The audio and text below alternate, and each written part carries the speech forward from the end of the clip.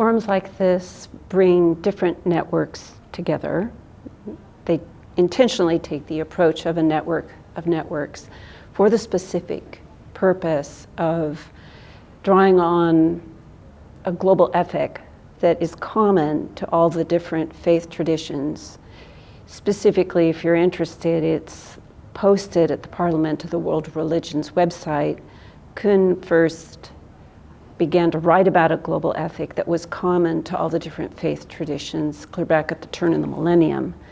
But this common basis provides a point of conversation with the sustainable development goals from a secular perspective to engage with different government representatives about issues that we care about with regards to responsible decision making.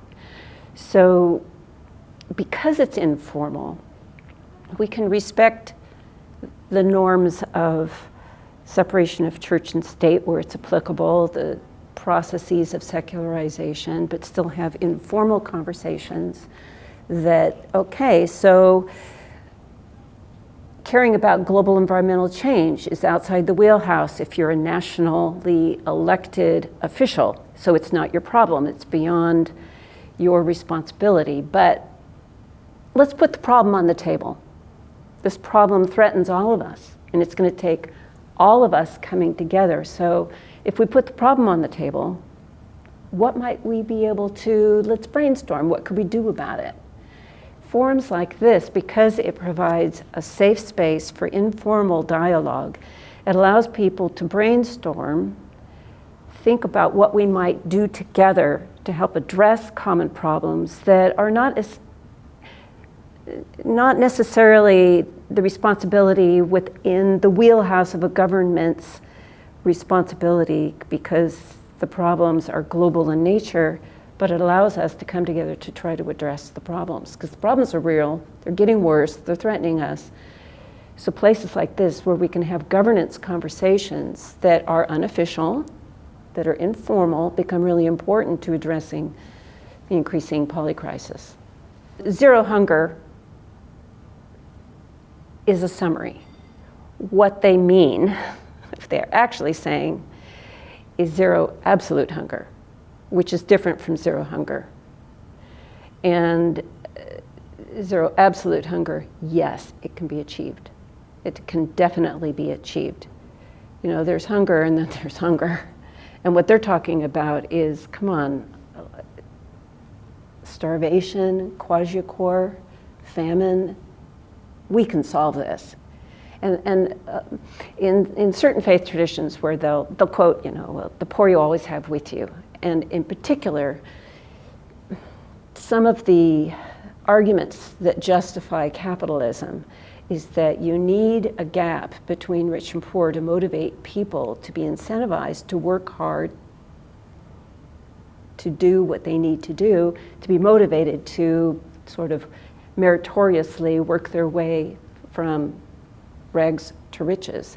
And the unintended consequence of that in a lot of political philosophies is that you need that gap between rich and poor for capitalism to operate, to buzz along, for people to be motivated, the carrot and the stick.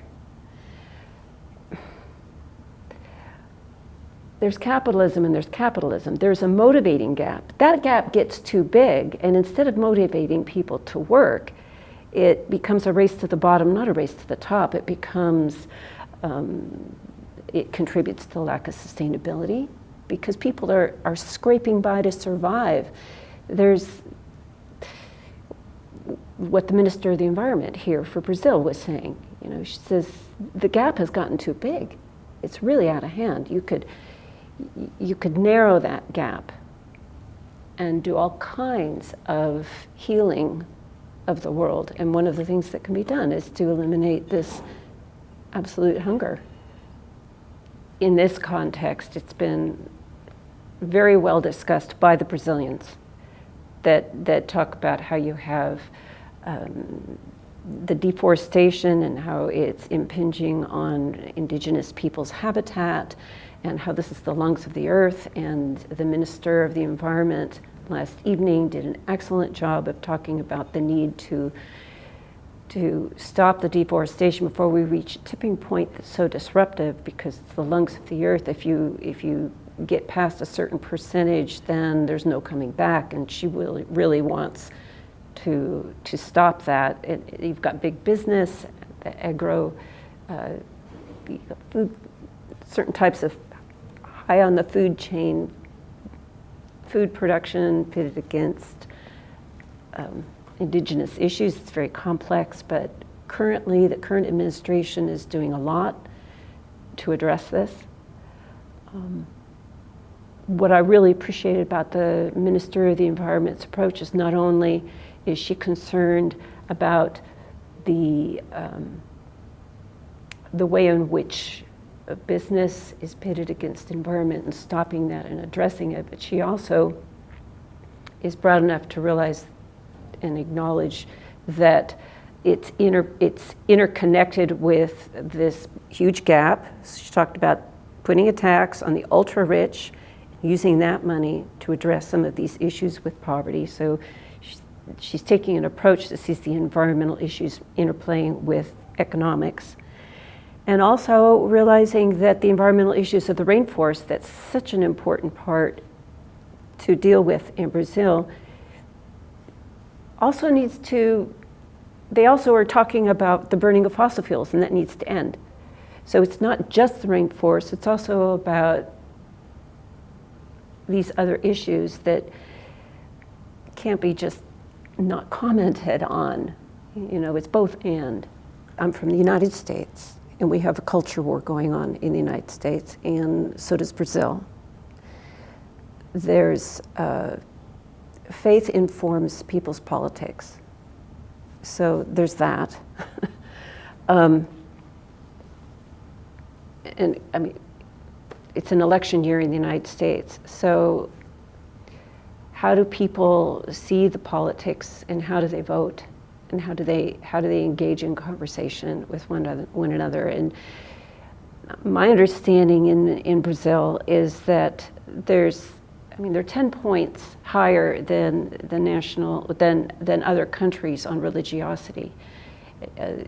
They're at 90% saying that faith is very important to them, and their religiosity scale in terms of going to church is 10 points higher than the average of most countries. They take their faith very seriously, but there's also a tendency to think of it as a weekend attendance, and then you have your daily life and not see them integrated. And that's partly culture. So talking about walking our talk and the implications of our faith beyond Sunday, the big evangelical thing in the United States, is what would Jesus do? Was an attempt at integrating faith with everyday life.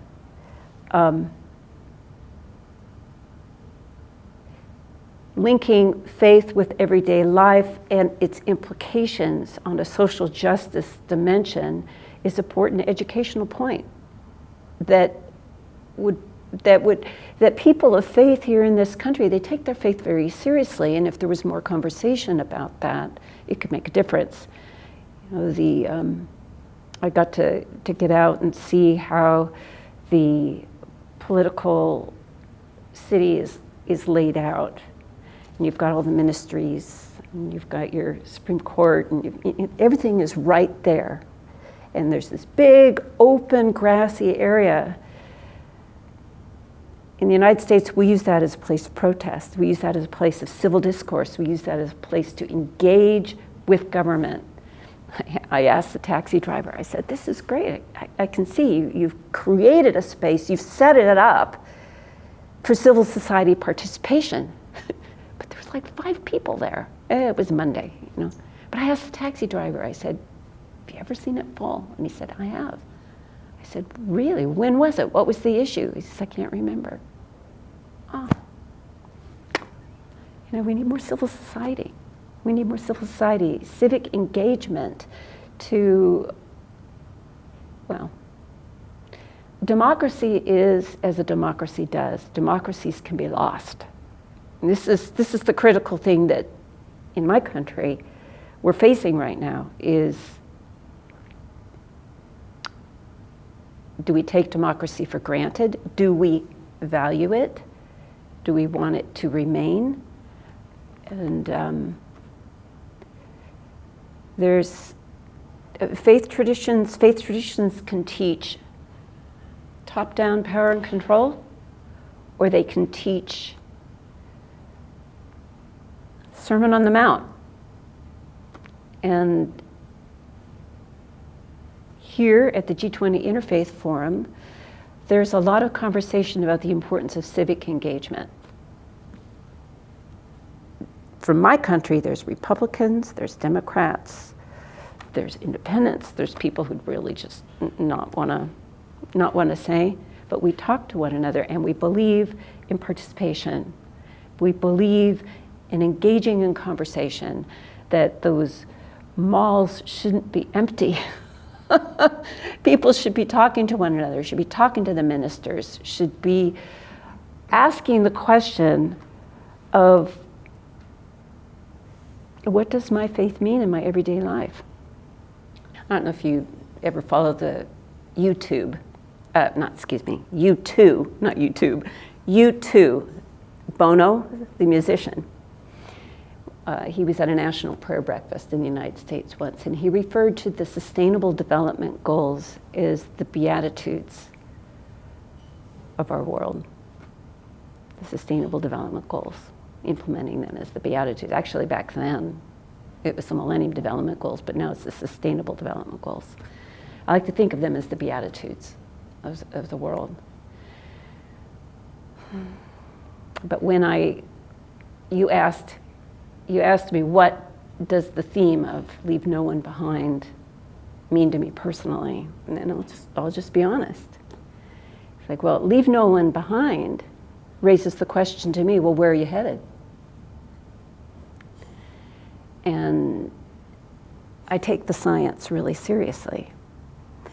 And I think where we think we're headed is not where we're headed. Where are we going?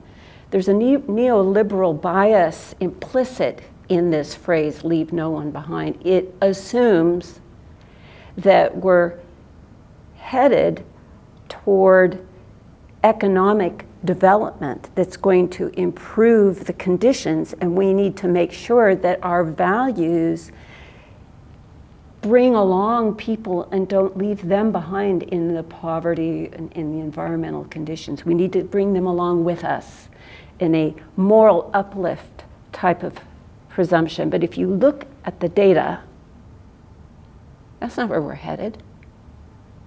It's not, in my opinion, from an environmental perspective, what the data increasingly suggests is that rather than a rising tide lifts all boats in a race to the top, what's actually happening is a race to the bottom. Things are getting worse environmentally. We're polluting ourselves. If you look at the Stockholm Resilience Center, we have exceeded the boundaries of the safe space for humanity on multiple dimensions. Pollution accumulation, biodiversity loss, climate change. So leave no one behind. Where are we going? I think we need to change directions. Because if we continue the way we're going, leave no one behind, to me personally, means that no one is exempt, not even the richest. Everyone is implicated. We need to change directions until the trajectories of what's going on shifts. One of the things that was talked about at the regional pre-meetings was the importance of building bridges with secular groups, sort of a sideways networking into the business sector and other places like that. And there's a secular group that I want to point out because I haven't heard in interfaith groups what they're talking about yet mentioned. And I think it's really relevant. And and is worthy of recognition. It's called the High Carbon Road. And they have 4 points, but and again, I'm coming from the United States, so this is something that I'm seeing happen in the United States right now. And it has to do with a timing difference. Now in Brazil, there's this huge controversy over timing mismatch with regards to when do indigenous rights get recognized over this law that's been in discussion with the Supreme Court. And so I know that in Brazil, there's an appreciation for timing mismatch. You know, the indigenous peoples say we take a 500-year perspective.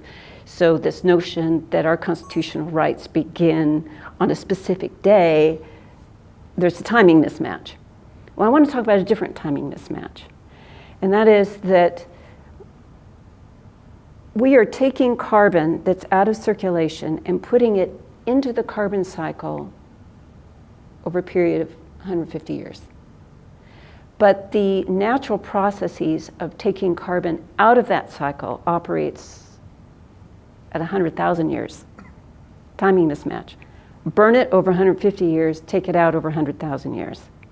If we rely on the natural limestone process of huge timing mismatch, and this is what's driving climate change. So, I mean, we could reforest it until we reforested everything that's possible to be reforested, and we're not touching that. We're still having climate change. There's companies in the United States that have developed large-scale processes for accelerating this limestone carbon process that takes carbon entirely out of circulation on a massive scale. And some of them have been greenwashing it, using it as a justification to burn more fossil fuels. So they've been creating these conversations to say we need to identify these 4 principles of the high carbon. They're talking about rules of the road. Here's the start, and this is where belief, values are coming together. And they have these 4 rules of the road for this groundbreaking science that's involving massive public investment for carbon removal. And it's this, if we could have massive, large-scale carbon removal, we might be able to actually maintain the 1.5 degree goal that John Curtin, after reading, he's the founder of the G20 Research Center, and his assessment at the end of last year, after reading the latest IPCC report and looking at what happened with the G20, he said 2023 is the death of the 1.5 degree goal. We've gone past the tipping point here. But if we did large-scale carbon removal, there's hope, okay? But you can't do it if you're greenwashing. If you remove the carbon, so therefore now we feel fine about still burning fossil fuels. So one of the principles is you can't use it. 4 principles for high road carbon removal. That's what it's called. It's coming out of the secular business world, okay? 4 principles. So this is recognizing it, honoring it, wanting to introduce this into interfaith conversation, because I haven't heard anyone talk about it anywhere. And the 4 principles for high road carbon removal: we must ensure that the industry isn't used as a fig leaf to emit even more fossil fuels. You know, it should be accompanying this ending of fossil fuel burning to stop the very thing that's driving it right now, okay? And then what they talk about is the second principle has to do with measurement, reporting, and verification to be transparent so that they're accountable. Third principle is, and I love this about the high road, is they've got one facility already in operation, large scale, and 2 more that are being built in Louisiana. The one is operating in California, the 2 that are being built are in Louisiana. They use fair wages, labor union wages, and everything operates on renewable energy. No burning of fossil fuels, everything's renewable energy, and they're doing massive carbon removal from the carbon cycle. And then the 4th, again, I just love this, they use CBPR, community-based engagement principles. They consult the community they go into, hire from within the community. So they use community engagement principles. It's based on community consent wherever they locate their factory. So don't greenwash. Be transparent with your measurements so anybody can see the data. Walk your talk in terms of fair wages and renewable energy sources. And then the 4th principle is you co-create with the community. Consent, community consent. So I've reached out to this company multiple times, but I'm a nobody and haven't had any responses yet, but I'm hopeful. And I thought, well, I'm gonna just go ahead and lift them up. Their Heirloom Technologies is the company that already has the facility that's creating the conversation about the 4 principles. And they've had heavy investment from Microsoft and Google and other companies to make it happen, and grants from the federal government in the United States.